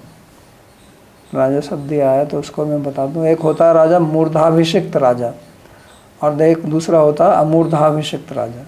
तो मूर्धाभिषिक्त राजा उसको बोलते हैं जिसको राज सिंहासन पर बैठाया जाता है, उसका यज्ञ किया जाता है, ब्राह्मण लोग उसकी एक विशेष संस्कार किया जाता है और उसको फिर स्नान कराया जाता है। इसलिए मूर्धा माने सिर, अभिषेक माने उसको स्नान कराना, शावरिंग। तो वो फिर जब वो जहाँ भी जाएगा तो उसके साथ में छत्र एक चलेगा, 2 चामर चलेंगे और उसका राज सिंहासन होगा। जैसे आजकल आपने कभी देखा हो, शंकराचार्य लोग ऐसे होते हैं, कहीं जाते हैं तो उनका सिंहासन भी साथ में जाता है और वो कहीं बैठे होंगे तो लोग, 2 शिष्य लोग चारों तरफ ऐसे डुलाते हैं, एक डंडा लेके पीछे खड़ा होगा। तो ये चिन्ह है राजा का। तो वो जब मूर्धाभिषिक्त किया जाता है तो उसमें वो बड़ी लंबी प्रक्रिया है, उसको एक प्रकार से भगवान के रूप में स्थापित किया जाता है। जैसे हम विग्रह स्थापित करते हैं, विग्रह का अभिषेक किया जाता है तो उसमें फिर भगवान आ जाते हैं, ऐसा मान्यता है। उस संस्कार के कारण जो है उस मूर्ति में, वो पहले मूर्ति थी अब वो विग्रह हो जाती है, उसमें भगवान स्थापित, विशेषण गृहीत, इसलिए विग्रह बोलते हैं, उसमें ग्रहण होता है भगवान का, तो वो फिर भगवान ही है। वो ऐसा नहीं है कि भगवान का रिप्रेजेंटेटिव मूर्ति, इसलिए उसको आइडल नहीं बोलते, आइडल वर्शिप नहीं है ये, इसका अंग्रेजी में कोई शब्द नहीं है विग्रह का, वो साक्षात भगवान रूप में ही स्थित होते हैं वहाँ पर। तो राजा को भी इसी प्रकार स्थापित किया जाता था, लोकपाल, सारे की शक्ति, देवताओं की शक्ति, इंद्र की शक्ति उनमें सन्निहित होती है। तो उसके नीचे जो रहते हैं वो फिर उनको उसी प्रकार आदर देते हैं। जो द्रोणाचार्य हो चाहे भीष्म हो, वो राजा को उस रूप में मानते हैं, क्योंकि इस प्रकार के उनके संस्कार हैं, इस प्रकार का सदाचार था, तो इसलिए वो उनके नीचे रह के काम करते हैं। वो भी हालांकि उनके गुरु हैं, उनको डांट भी सकते हैं, लेकिन फिर भी एज ए किंग उनका आदर करते हैं। तो इसलिए उनके तरफ से उन्होंने युद्ध किया। दूसरा जो कारण है जो हम पर लागू होता है वो ये होता है कि विपरीत काले विनाश काले विपरीत बुद्धि के समय ऐसा होता है कि जब कुछ होना होता है तो आदमी की बुद्धि चकरा जाती है, आदमी की बुद्धि कवर हो जाती है, और हमारे अंदर ज्ञान होते हुए भी हम उस ज्ञान पर अमल नहीं करते हैं, उसको कार्यान्वित नहीं कर सकते हैं, और अपनी आसक्ति के कारण गलत कदम उठा लेते हैं। तो जैसे मैंने कहा कि आपके अंदर भी अनेक प्रकार के ज्ञान हैं, लेकिन फिर भी आप सारे ज्ञानों के अनुसार काम नहीं करते हैं। बहुत चीज़ें हम जानते हैं, हम सब जानते हैं झूठ नहीं बोलना चाहिए, हिंसा नहीं करनी चाहिए, दूसरे को परेशान नहीं करना चाहिए, दूसरे की निंदा नहीं करनी चाहिए, अपराध होता है, नाम अपराध है, जानते हैं नहीं जानते हैं, फिर भी करते रहते हैं। तो अभी प्रश्न उठता है कि क्यों करते हो। तो जैसे आप व्यक्ति हैं और आप ये सब जानते हुए भी करते हैं, जानते हुए करते हैं, 50 बार सुनते हैं ये बात कि दूसरे भक्त की निंदा मत करो, तो भी करते हैं, तो आप क्यों कर रहे हो। तो भीष्म द्रोणाचार्य भी तो आपकी तरह पुरुष ही हैं, वो क्या है, कोई भगवान थोड़े हैं, आपसे ज़्यादा विज्ञ हैं, तपस्वी हैं, ठीक है, लेकिन है तो मनुष्य ही, तो उनमें भी ये दोष है, और उसी के कारण ये है। और पहला कारण मैंने बता ही दिया, तो इसलिए ऐसा हुआ। तो ये सब शिक्षा हमको लेनी है यहाँ से। ये जितने भी उदाहरण यहाँ आए हैं वो हमें सिखाने के लिए हैं। ऐसा नहीं है कि हमको द्रोण और भीष्म की तरह कार्य करना है, उनसे शिक्षा लेनी है कि ऐसे व्यक्ति से कभी सहायता मत लीजिए जो दुराचारी है, क्योंकि एक दिन आपको फंसना पड़ेगा। साधु लोग जो है वो डोनेशन ले लेते हैं, जो लोग दुराचारी व्यभिचारी हैं, फिर वो फंस जाते हैं उनके चक्कर में, उनको सपोर्ट करना पड़ता है, बहुत बार होता है। तो पहले अगर आपको पता है कि ये व्यक्ति गलत है तो उनसे सहायता मत लीजिए आप। अगर आप लेंगे तो आपको कृतज्ञता उनके प्रति निभानी पड़ेगी ना, नहीं तो आप अकृतज्ञ हो जाएंगे। और अकृतज्ञता एक बहुत बड़ा दोष है। इसलिए तो कर्ण जो है वो मना कर दिया ना, जब भगवान कृष्ण ने कहा उनको कि आप इस तरफ आ जाइए, तो उन्होंने कहा नहीं, ये संभव नहीं है। दुर्योधन ने मेरी इतनी सहायता की है, मैं उनका अकृतज्ञ कैसे हो सकता हूँ। तो अकृतज्ञता दोष है।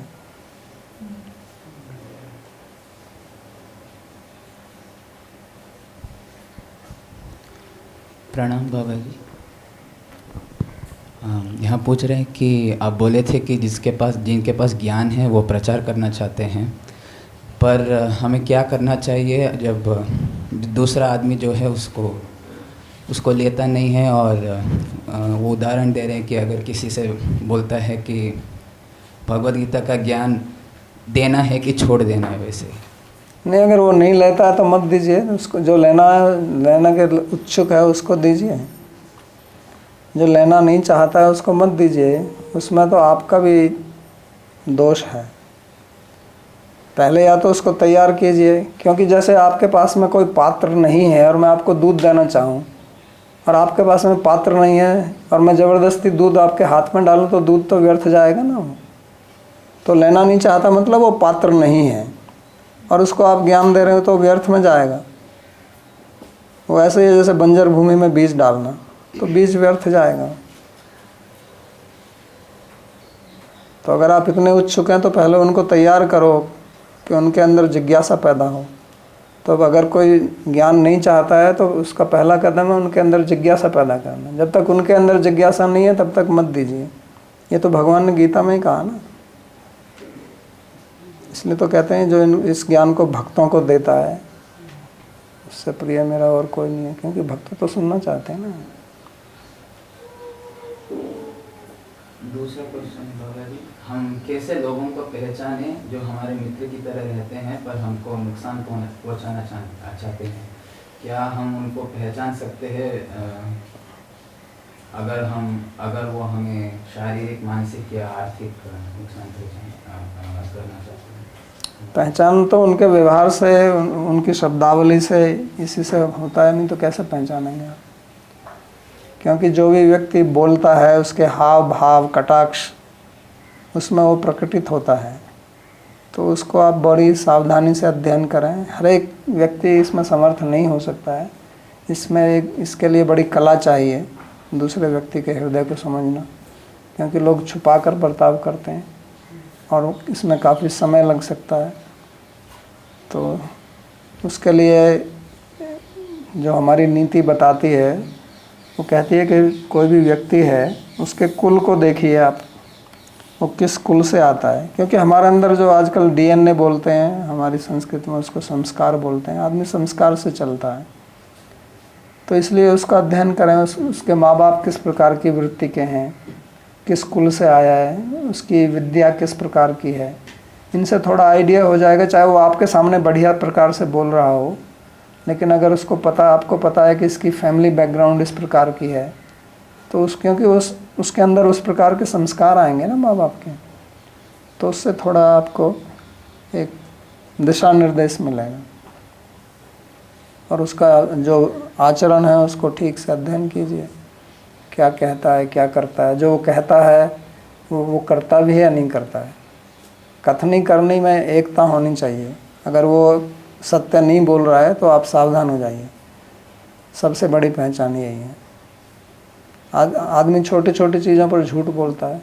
सीधी बात है, कोई आपको अपॉइंटमेंट भी देता है टाइम इतने बजे, वो नहीं आता है, इसका मतलब वो झूठ बोल रहा है। तो ऐसा आदमी कुछ भी कर सकता है, विश्वसनीय नहीं होगा वो। जो आदमी टाइम का पाबंद नहीं है वो विश्वसनीय नहीं होगा। तो इस तरह से अध्ययन करना पड़ता है। ये भी एक विद्या है और अनुभव से आती है।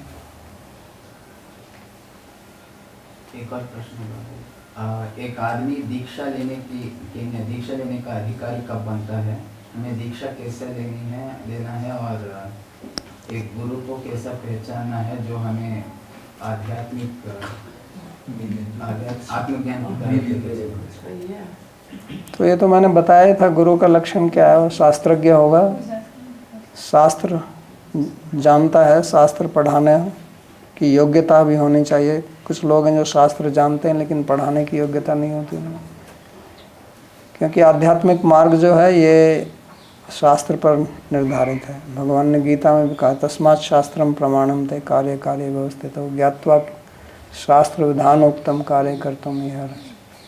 दूसरी जगह भी उन्होंने कहा, तद्विधि प्रणिपातेन परिप्रश्नेन सेव्या उपदेक्षन्ति ते ज्ञानम ज्ञानिन तत्वदर्शिन।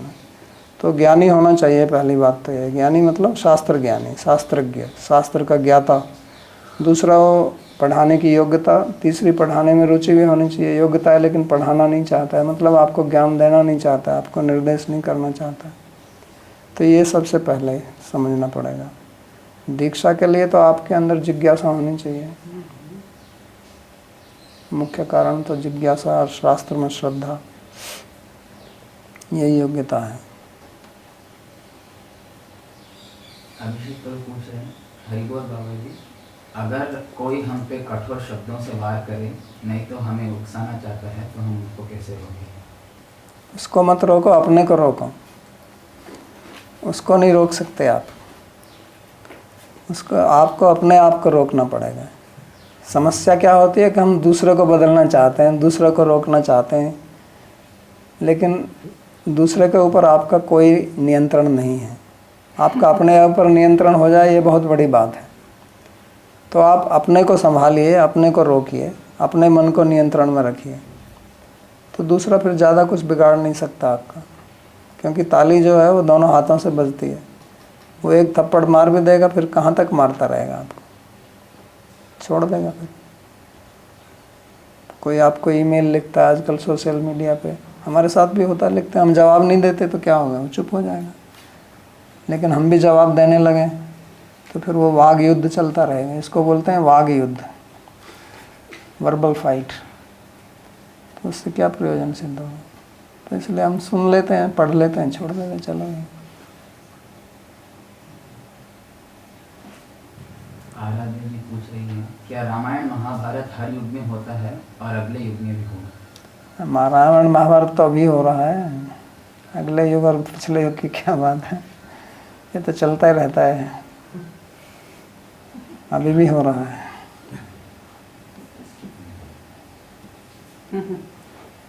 गरिमा जी पूछ रही हैं, हरे कृष्ण बाबा जी, जब कर्ण श्री कृष्ण के कहने पर भी पांडवों के साथ नहीं गए, अपनी बुद्धिमत्ता से निर्णय लिए और भगवान की अवहेलना की, और कहा जाता है कि वो असहाय थे, तो इसे किस संदर्भ में समझें? असहाय थे मतलब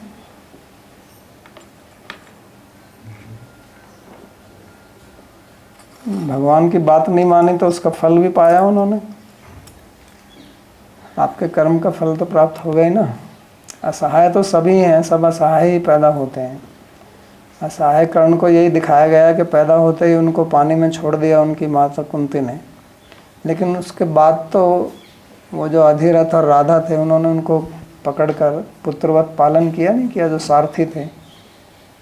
इसलिए कर्ण का एक नाम राधेय भी है ना, उनकी माता का नाम राधा था, पिता का नाम अधिरथ था, मतलब जो पोष्य, उनका पोष्य पुत्र था, अडॉप्टेड चाइल्ड।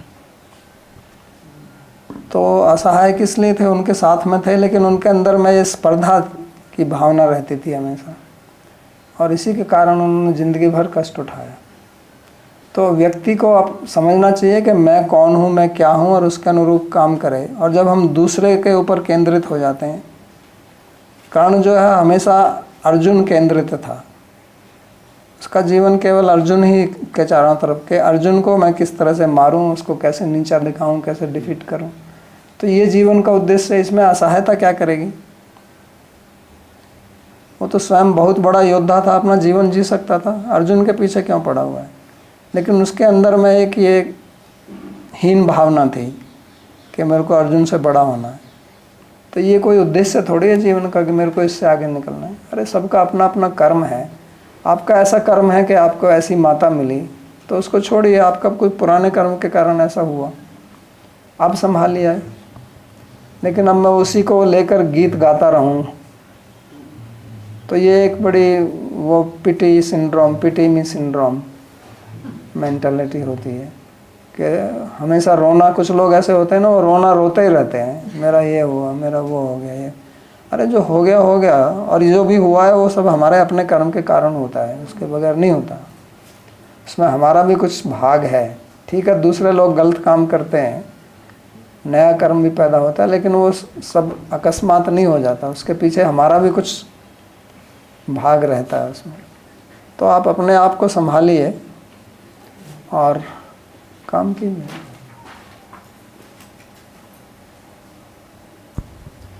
निखिल जी,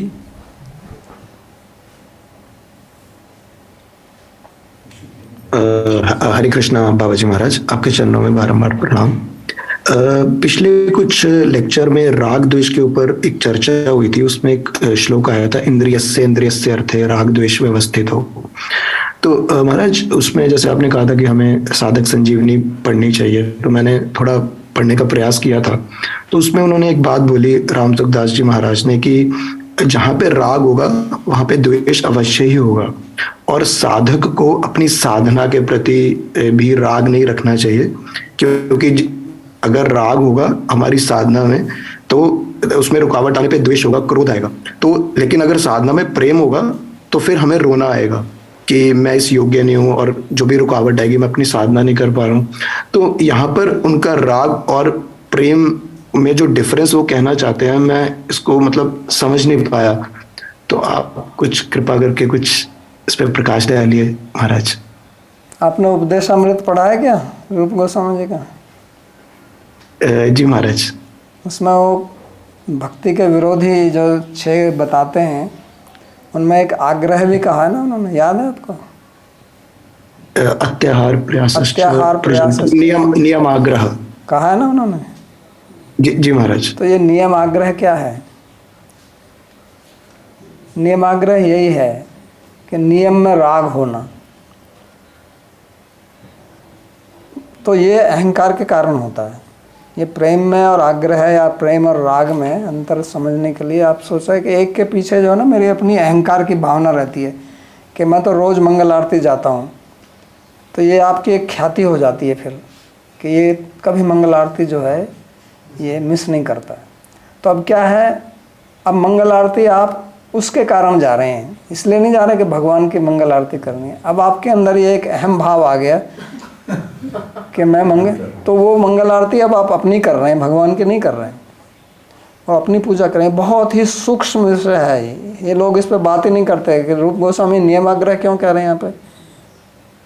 नियम तो बहुत अच्छी बात है, नियम पालन करना, तो लेकिन उन्होंने नियम आग्रह क्यों कह दिया यहाँ पर? तो ये सूक्ष्म, बहुत सूक्ष्म विषय है। ये जो अनर्थ है ना, ये बड़े बड़े कमल तंतु के तरह धागे दिखाई नहीं पड़ते हैं, बैठे रहते हैं, निकल के आते हैं। तो बहुत काम हम अपने भक्ति मार्ग में भी इसलिए करते हैं कि उसमें हमारा अपना संतोष होता है।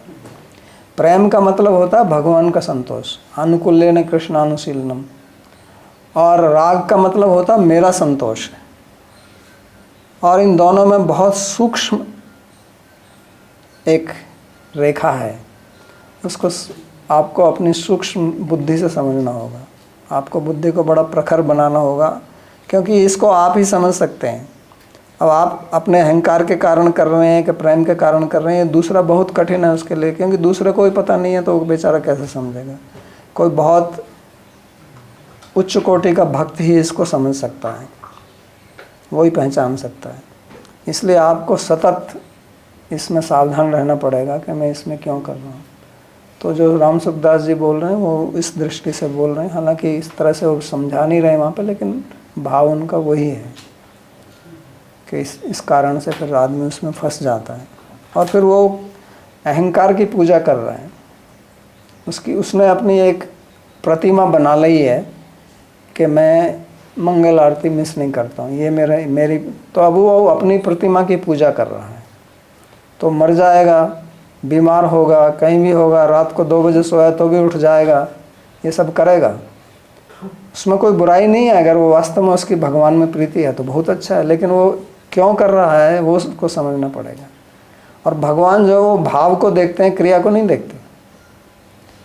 क्रिया तो चोर भी कर लेता है, क्रिया तो फिल्म का एक्टर हमसे बढ़िया करता है, तो वो इसलिए उनको भावग्राही जनार्दन बोलते हैं। तो वो भाव देखना चाहते हैं, क्योंकि भक्ति तो वास्तव में भाव है, क्रिया नहीं है। क्रिया तो भाव के कारण होती है, लेकिन अगर क्रिया नहीं भी और भाव है तो वही बहुत काफ़ी है। इसलिए तो साधन भक्ति का परिणाम भाव भक्ति में आता है। साधन भक्ति तो क्रिया मात्र है, उसमें भाव नहीं होता, लेकिन भाव की इच्छा है इसलिए उसको साधन बोलते हैं। अगर इच्छा नहीं है तो केवल क्रिया ही है, फिर वो करते रहिए। इसलिए कहते हैं ना, अनास हो गई अलभ्या सुचिराद अभी, साधन हो गई अनासंगैर अलभ्या सुचिराद अभी। साधन औघई, औघ माने बाढ़, फ्लड। आप साधनों की बाढ़ ले आइए, लेकिन अनासंग तो अलभ्या सुचिराद अभी, बहुत समय तक भी आपको नहीं मिलेगी भक्ति, क्योंकि भक्ति वास्तव में भाव है। ठीक है। धन्यवाद महाराज, बहुत ही सुंदर उत्तर। मतलब आपके कहने का तात्पर्य है कि राग में अपने अहम की गंध है। हाँ जी। कि मैं अपने लिए करता हूँ, और प्रेम में भगवान की प्रसन्नता। हाँ जी। ये भक्ति जो है ना, ये जड़ से काटती है, इसलिए बुरी लगती है। भक्ति प्रहार करती है आपके बंधन की रूट कॉज को, अहंग ग्रंथि, जो चित जड़ ग्रंथि जिसको बोलते हैं, वहाँ पे फरसा चलता है इसका। इसलिए लोग पसंद नहीं करते, गुरु को पसंद नहीं करते, भगवान को पसंद नहीं करते। वो अपने अहंकार से चलते हैं। वो सब परिक्रमा भी कर लेगा, 64 माला भी कर लेगा, सब कुछ करेगा, क्योंकि वो वहाँ अपना अहंकार उसका इंटैक्ट है। अहंकार को हाथ मत लगा देना। और भगवान ने क्या कहा है, सर्वधर्मान परित्यज्य माम एकम शरणं व्रज। वो सीधा चॉप करते हैं, कराटे अहंकार का, क्योंकि भगवान के सामने अहंकार को वो किसी का भी सहन नहीं करते, किसी का भी सहन नहीं कर सकते। यहाँ तो इसलिए महाप्रभु ने क्या कहा, तृणादपि सुनिचैन क्यों कहा है? यही तो फार्मूला है, भक्ति का फार्मूला यही है, तृणादपि सुनिचैन। लेकिन उसमें भी अहंकार आ जाता है, I am most humble servant. अरे यार, आप मोस्ट हम्बल भी हैं और कह भी रहे हैं मोस्ट हम्बल, नहीं मोस्ट फॉलन भी तो हैं, लेकिन मोस्ट हैं, कम नहीं है किसी से। हम्बल भी हैं लेकिन मोस्ट हम्बल हैं। तो अहंकार ऐसा है, ये गिर गिर के खड़ा होता है। जैसे वो असुर था ना, उसका सिर काट दो, एक बूंद पृथ्वी पर गिरी तो 100 खड़े हो जाएंगे। ये बिल्कुल ऐसा ही असुर है अहंकार। इसको काट दो, फिर आएगा निकल के, दूसरे रूप में ऐसा आएगा कि आप उसको प्रसन्नता से स्वीकार कर लेंगे। अच्छा हाँ, मैं तो मोस्ट हम्बल हूँ, लेकिन वही मोस्ट हम्बल को आप थोड़ा सा कह दीजिए, अरे तू भगत वगत तो कुछ है नहीं, तो तुरंत नाराज हो जाएगा। जब खुद कहता है तब नाराज नहीं होता, और गुरु ने कह दिया तो नाराज हो गया, फिर छोड़ देगा गुरु को भी।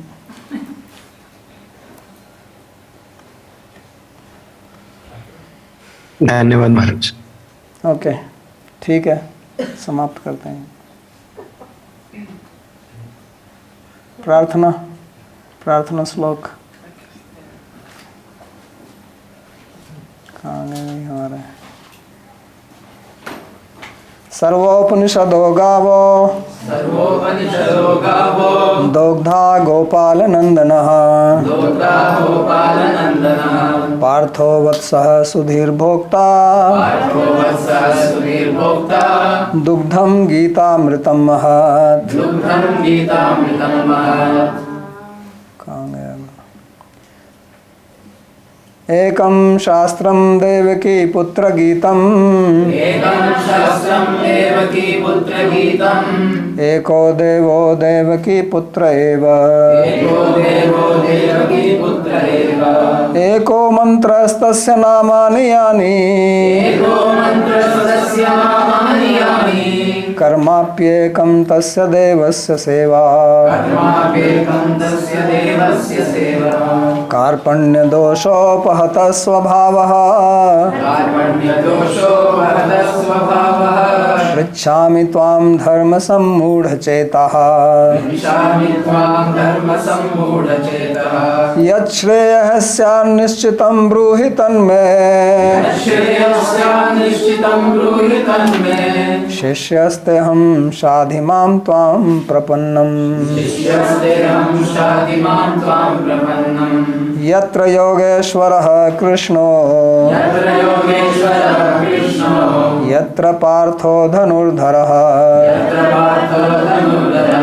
तत्र श्रीर्विजयो भूतिर् ध्रुवा नीतिर्मतिर्मम कृष्णाय वासुदेवाय देवकी नंदनाय च नंदगोपकुमाराय गोविंदाय नमो नमः। नमः पंकजनाभाय नमः पंकजमालिने नमः पंकजनेत्राय नमस्ते पंकजांघ्रये भवे भवे यथा भक्तिः पादयोस्तव जायते तथा कुरुष्व देवेश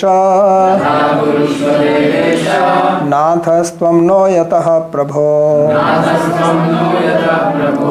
नाम संकीर्तनं यस्य